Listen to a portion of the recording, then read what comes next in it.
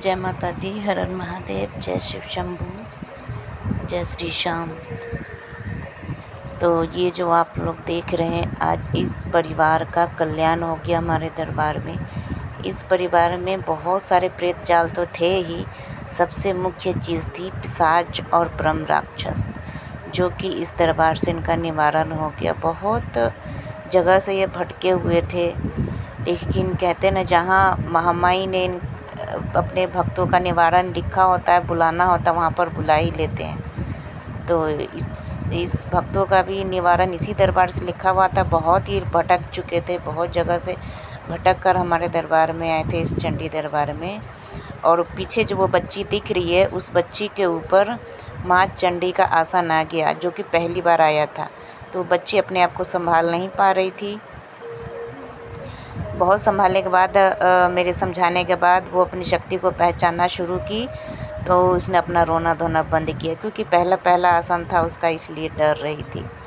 और ये उनकी फैमिली है जो कि बारी बारी से बैठ रही है। ये ऐसे प्रेत जाल थे कि बेटा भी नहीं होने दे रहा था। जो बेटे का अंश आता था उसको मार देता था, ये बेटा नहीं होता था। और ये किया कराया भी था, कुछ अगल बगल का भी था, जैसा कुछ इस तरह जो पहले कहते थे कि डाइन रहता है, या कोई ऐसा कुछ रहता है कि जो अपने चीज़ों से दूसरों को भेजकर दूसरों का सर्वनाश करने की क्रिया जो करते हैं ना, कुछ उस तरह से था। तो ये प्रेत पिशाच मैंने इस दरबार से पहली बार पकड़ा है। और ये ब्रह्म राक्षस जो पकड़ा था मैंने, ये इस दरबार से ये छठा राक्षस पकड़ाया हुआ है। इस 3 साल के दरबार में ये छठा ब्रह्म राक्षस हमारे दरबार से पकड़ाया गया, और इस दरबार से इस बच्चों का कल्याण हो गया। तो ये फैमिली बहुत खुश थी, और बहुत भाव प्रेम से इन्होंने सत्कार किया अपनी माता जी का। हमारे दरबार में प्रेत जाल काटा जाता है, एक एक भूत नहीं हटाया जाता, एक एक भूत हटाने में बहुत समय लगता है। तो ये प्रेत जाल काटा गया था। कल अपने दरबार में 2 प्रेत जाल काटे गए थे, जिसमें कि मुझे कल 12 बजे से लेकर रात 2 बजे तक काम करना पड़ा था, क्योंकि फैमिली वाला मैटर होता है। पूरे फैमिली को बुलाकर यहाँ पर क्रिया की जाती है, ताकि एक भी अंश किसी के शरीर में, किसी के दिमाग में कोई इस तरह का अंश ना हो कि बाद में यहाँ से ठीक होकर जाए और किसी के द्वारा वो परेशान करना शुरू कर दे। इसलिए पूरे परिवार को ही यहाँ बुलाया जाता है, तभी ये प्रक्रिया को शुरू की जाती है। तो ये पूरा एक फैमिली है, और ये हमारे भक्त है जो कि दरबार के हेल्प के लिए है। बहुत खुशी होती है, किसी का कल्याण हो जाता है तो बहुत खुशी होती है, आत्मा संतुष्ट हो जाता है। एक बात है, लेकिन इस प्रेत जाल, ये तो परिवार के लिए जो था ही, लेकिन जो गुरु इससे मतलब कल्याण के लिए आता है आगे, पहले उसी को ये नाश करना चालू करती है। यानी कि मुझे ये 3 दिन परेशान किए, ताकि मैं इन लोगों का काम ना करूं। इनको लग रहा था कि मैं डर जाऊंगी, या मुझसे ये काम नहीं होगा, या मैं इनका कल्याण ना करूं। इस वजह से इस परिवार का प्रेत जाल मुझे 3 दिन तबाह किया है कि मैं डर जाऊं। लेकिन ये भगवती का दरबार है, माँ चंडी का दरबार है, माँ विकराल रूप वाली का दरबार है। तो ये तो पीछे हटने का सवाल ही नहीं उठता। मेरी भगवती सब संभालती है। रात को 2 बजे सोने गए थे, इसलिए नींद आई हुई है। और आज हमारा दरबार का दिन है, तो बहुत थकावट है, इसलिए भक्तों मेरी आवाज़ थोड़ी सी भारी हो रही है। अभी दरबार लगेगा 1 घंटा में।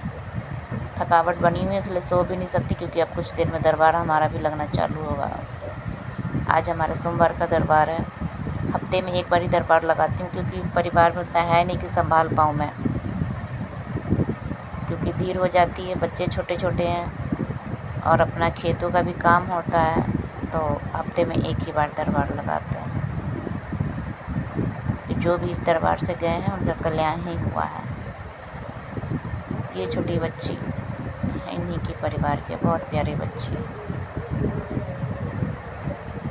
दरबार अभी हमारा छोटा है, लेकिन भगवती का आशीर्वाद है, आगे ही चल के बहुत बड़ा मंदिर बनने वाला है इस दरबार का। तो भक्तों को जो असुविधा होती है, तो माँ कल्याण करे, और भगवती इस दरबार को और आगे बढ़ाए।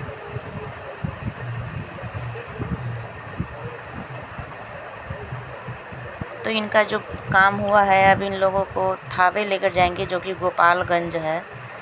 इनका जो भी भूत प्रेत का सामान होगा ना, तो वो थावे हम लोग लेकर जाएंगे और इनका कल्याण होगा। फिर इनका देवी देवता जो है, घर के कुल देवता हैं, वो इनकी मम्मी के ऊपर आया है। कुल देवता इनके मम्मी के ऊपर है, जो पीछे बैठी हुई हैं पीली साड़ी में। कुल देवता इनकी मम्मी के ऊपर सवार हो चुके थे। तो उनको मैंने थोड़ा सा कहा कि आप कंट्रोल करिए, तब तक मैं इन लोगों को देख लूँ, क्योंकि उनकी कुल देवता बहुत दिनों बाद ऊपर हुई थी, तो रोते हुए आई थी। तो इसीलिए हम नहीं चाह रहे थे कि बच्चे डरे और रोए। और इस बच्ची के ऊपर जो कलकत्ते वाली काली असवार हुई थी, वो पूरी एकदम सचेत रूप से सबको अक्षत, भभूत और जल और गंगा जल देने के लिए सबको प्रभाव डाल रही थी कि तुम ये करो। अब ये बच्ची खुद को संभाल भी नहीं पा रही है। तो ये बच्ची भी बहुत पूजा पाठ करती थी, जो वो देख रहे हैं आप, बेहोशी की हालत जैसी। बहुत पूजा पाठ करती थी। इसको माँ भगवती पे बहुत भरोसा था। ये नवरात्रे भी करते थे, लेकिन इस चीज़ का फल इनको नहीं मिलता था, कोई भी पूजा पाठ का।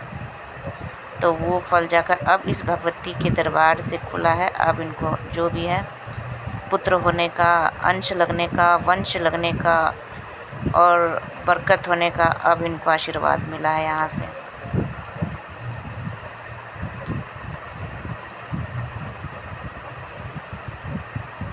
ये भी बहुत प्यारी बच्ची थी, बहुत क्यूट सी बच्ची थी।